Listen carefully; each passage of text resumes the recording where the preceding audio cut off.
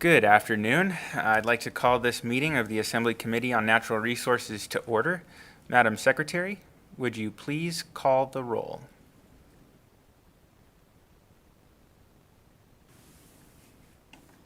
Assemblywoman Anderson.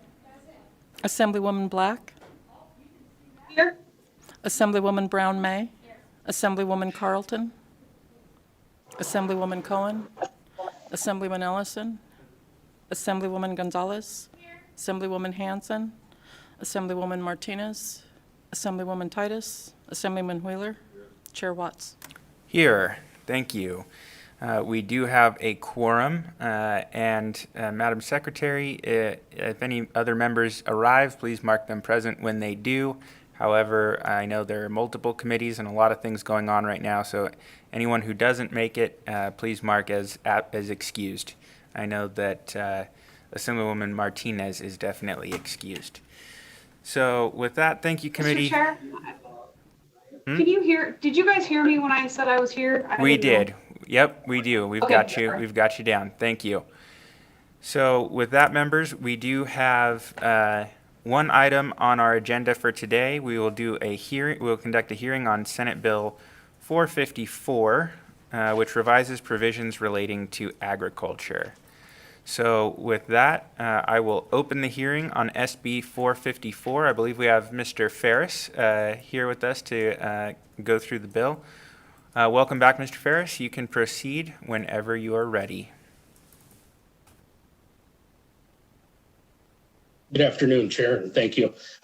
Members of the committee, for the record, my name is Doug Ferris, and I am the Administrator for the Animal Industry Division at the Department of Agriculture.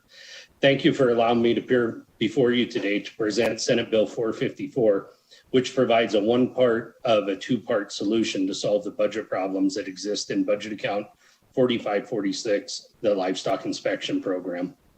To provide some background, the 2019 legislature issued a letter of intent for the budget account that funds the Livestock Inspection Program because the budget was projected to go into the negative in the next biennium. As part of the department's response for long-term financial stability, we created a business plan that not only solved the budget portion, but also addressed some longstanding quality, training, and customer service issues within the program. The business plan was submitted to the June 2020 IFC and submitted as a budget amendment in the FY 22-23 biennium budget. The Joint Budget Committee chose not to approve the business plan in part, we believe, because the change from this bill was not in place yet. As I mentioned, this bill is a part of a two-part solution. The first part is an increase in fees for service that has to go through the administrative rule-making process. We've begun that process and have had two workshops with industry. The first workshop was held on January 14th, and the second workshop was on May 18th. The next step in that process is the hearing with the intention of requesting participation on the first legislative commission agenda after this session. The second part of the solution is the bill in front of you. This bill was a recommendation by industry to reduce the need to solve the entire budget shortfall by fee increases solely. There are approximately 5,700 individuals or families in Nevada with a registered brand with the Department of Agriculture. The brand is recorded for $120 every 4 years. After an amendment on the floor of Senate Bill 450, Senate Bill 454 changes the brand recording time period from $120 every 4 years to $200 every 5 years. This will provide approximately $112,000 annually to the budget account as part of the overall livestock inspection program solution. The remaining changes of the bill are to update language allowing for electronic submission of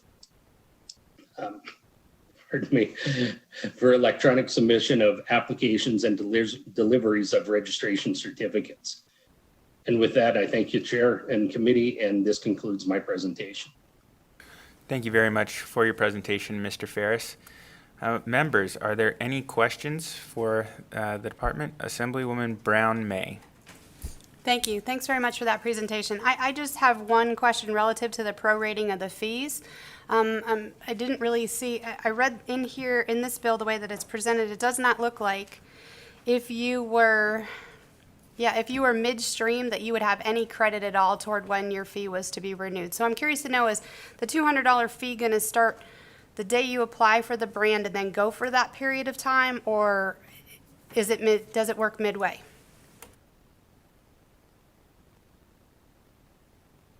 Thank you for your question. For the record, Doug Ferris, you are correct that it would start midway, and that's the way it's been set up historically in this statute, is that if you apply for a brand in between the recording cycle, that $200 will pay for until you get to the end of the recording cycle, which on this, I believe we start on January of 23.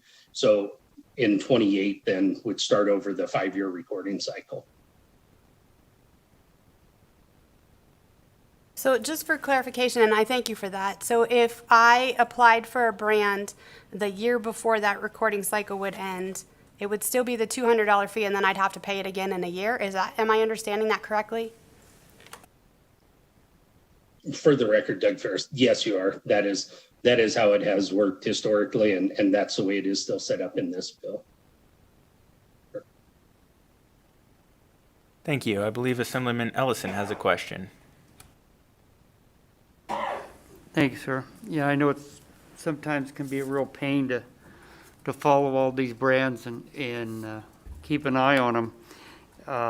Like we had multiple different brands, because some brands you start working them out and then find out they don't work as good as they should. But what about people with multiple brands? It's that's not going to create a problem to you, or? For the record, Doug Ferris, thank you for your question. It'll still operate as it has historically. We'll still continue with the same operation with multiple brands. Will just be processed in that fashion throughout our program. Okay, and then what about, my follow-up, sir? What if they decide to surrender some of the brands midpoint? Do they get a credit for that, or and say they want to just keep 2 or 3? So at that point in time, if they surrender a brand midterm, can they get a credit, or is that just done? For the record, Doug Ferris, that is actually, even if you surrender midterm, then there isn't a resource for setting up refunds, and hasn't been throughout, as long as I know that this has been enacted. Even when it was under the 4-year, if you surrendered a brand within 2 years, you still you didn't get a refund back on that half of that. Okay, thank you. I just want to get that on the record. Thank you. Members, any other questions?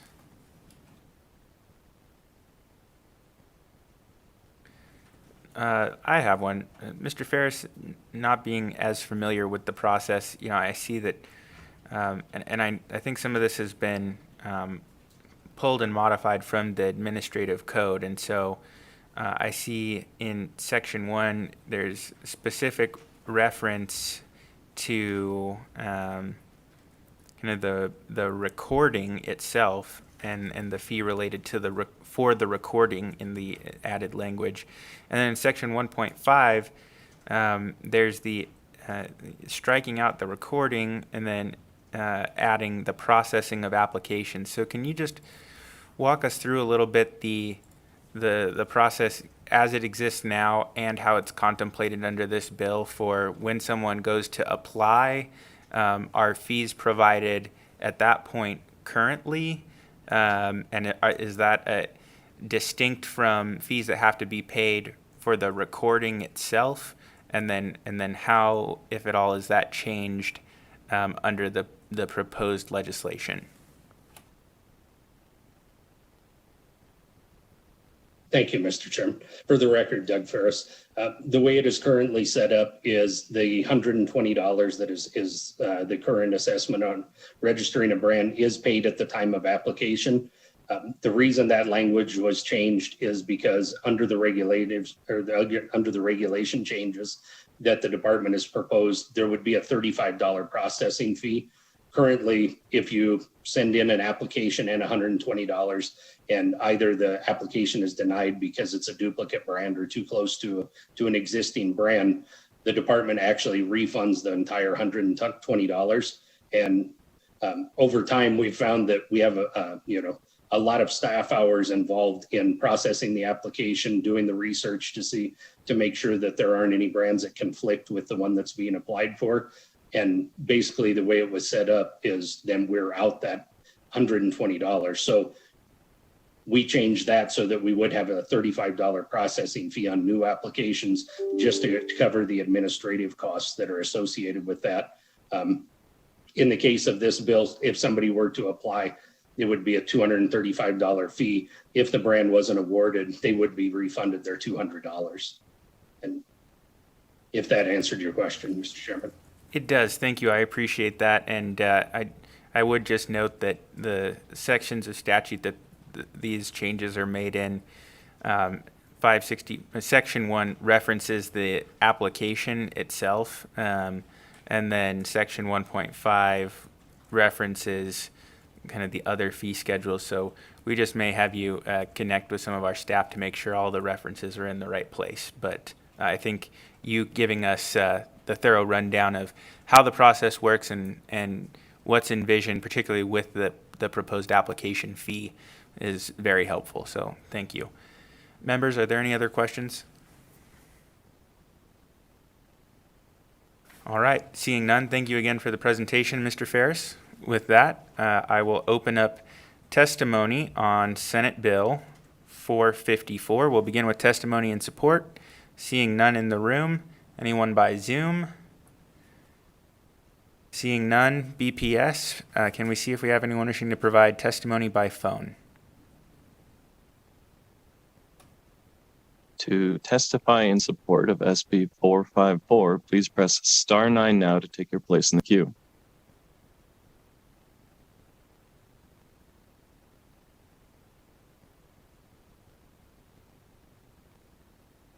Caller with the last 3 digits 864, please press star 6 to unmute. Please slowly state and spell your name for the record. You will have 2 minutes to may begin. Thank you. This is Nina Laxalt, NEENA-LAXALT, representing the Nevada Cattlemen's Association. Mr. Chairman, members of the committee, thank you for the opportunity to provide our support for SB 454. This amounts to about $40 a year because it's been extended out for 5 years, and previously it's been for 30 years. And the Cattlemen's Association has been working closely with the Department of Agriculture to help them with their funding issues that they've been having on this program, and we'd like to see it continue and be successful. With that, I, again, offer our support for SB 454. Thank you. Thank you very much, Ms. Laxalt, for your comments, and we'll also note that there is a letter of support from the Cattlemen's Association available on Nellis. BPS, can we go to the next caller in support?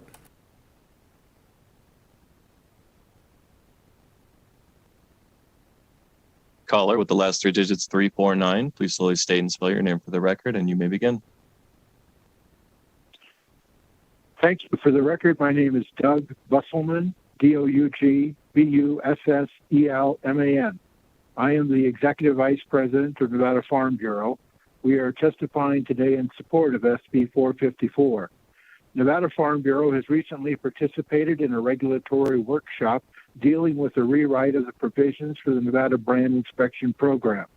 SB 454 is one of the components in the process for implementing the business plan that the Nevada Department of Agriculture has prepared to bring the state's brand inspection program to a financially sustainable operation. We also spoke in support of the original bill when it was heard by the Senate Natural Resources Committee last Friday. Our support for SB 454 is based on the critical importance for long-term viability of the brand program in order for conducting interstate commerce. Based on this framework, we urge you to pass SB 454 and change the brand recording cycle as well as the level that is spelled out in this reprint of the first reprint. Thank you. Thank you very much, Mr. Busselman. BPS, can we go to the next caller in support? Chair, there are no more callers in support at this time. Thank you. With that, we'll move to testimony in opposition of the bill. Seeing none in the room, is there any on Zoom? Seeing none, BPS, can we see if anyone wishes to provide testimony in opposition by phone? To testify in opposition on SB 454, please press star 9 now to take your place in the queue.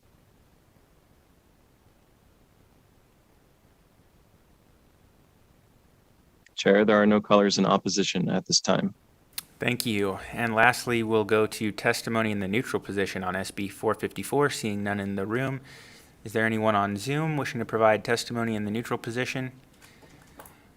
Seeing none popping up, BPS, can we see if we have anyone on the phone? To testify in neutral on SB 454, please press star 9 now to take your place in the queue.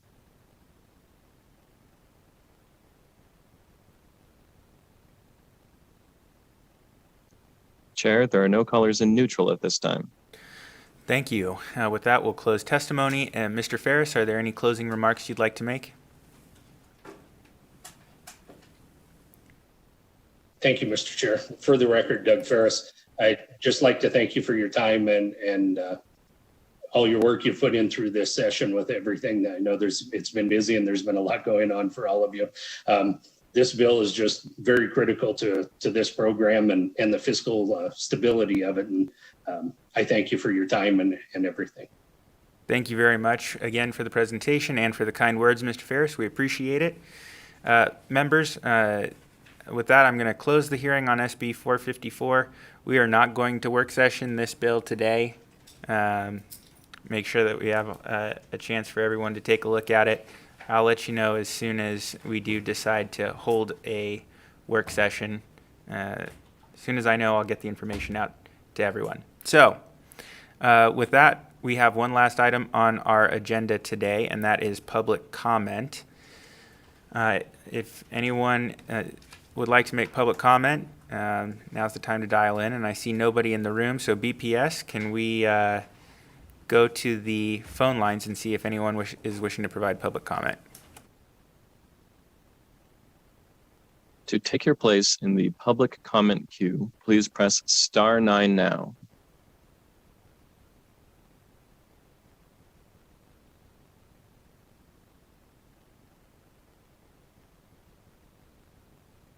Chair, there are no callers for public comment at this time. All right, thank you very much, members. That concludes our business for today. Again, when we do have a work session, if or when we do have a work session on this bill, I'll make sure to get information out to you as soon as possible.